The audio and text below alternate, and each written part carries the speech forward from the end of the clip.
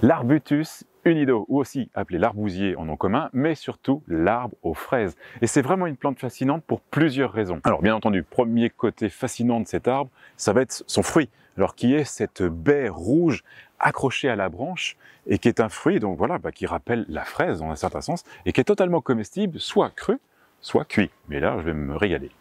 Avec ce fruit, le côté fascinant, c'est d'avoir cette fleur en même temps sur la plante. Alors bien entendu, on n'est pas sur une fructification immédiate, on va être sur la fleur de cette année, donne le fruit de l'année prochaine.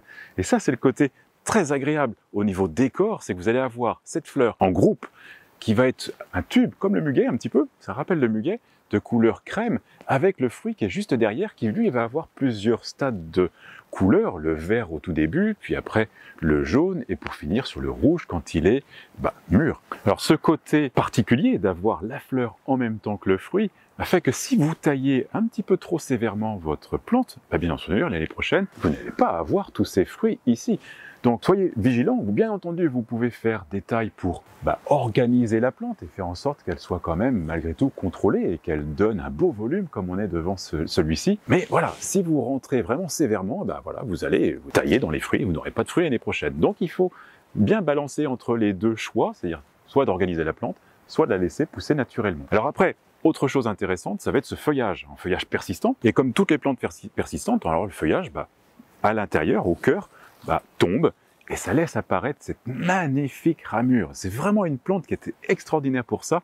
Ça peut être des vieux troncs qui vont s'étaler. Alors vous allez avoir soit des plantes qui vont faire cette sphère là, comme on est devant ce sujet, ou monter un petit peu, s'organiser entre d'autres plantes.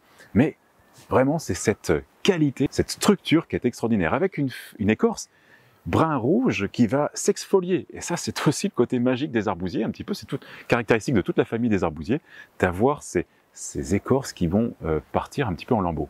Au niveau emplacement, vous allez choisir un environnement, si possible, fertile. On le voit ici avec toutes ces épines de pin qu'il y a, ces aiguilles de pin, pardon, ces feuilles qui sont tant de l'arbousier que des chênes environnants. Voilà, donc il y a un bon humus. Et ça va être le contexte parfait pour l'arbousier. Mais surtout, c'est un sol drainant.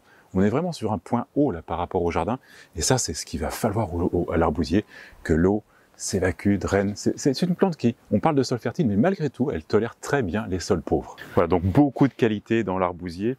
On vient de le dire, la feuille persistante, la fleur et le fruit en même temps, la ramure, l'écorce, voilà, vraiment une plante qui a énormément d'intérêt. Alors le petit point noir, j'ai envie de dire, ce sont ces points noirs sur les feuilles. C'est une maladie qu'on appelle la septoriose, et donc qui se présente quand il y a un peu trop d'humidité. Donc si les feuilles sont mouillées, au cœur sont humides et restent humides, voilà, la maladie se développe, donc ça rend un côté un petit peu désagréable à l'aspect de la plante. Donc la meilleure solution, c'est bien entendu aérer la plante et également la positionner dans une exposition ventée. Comme ça, le vent va assécher cette pluie qui peut être stagnante et éviter le développement de la maladie. Allez, dernière qualité de cette plante, ça va être sa résistance. C'est vraiment une plante qui va tenir entre -12, -15 degrés, donc on peut la planter partout en France. La seule vigilance, ça va être ce côté rétention de l'eau, humidité sur les feuilles qui va amener ces taches noires. Voilà, je vous laisse trouver un bon emplacement, mais vraiment c'est une plante qui a beaucoup d'intérêt, et entre autres à l'automne, maintenant, avec ses fleurs et ce fruit.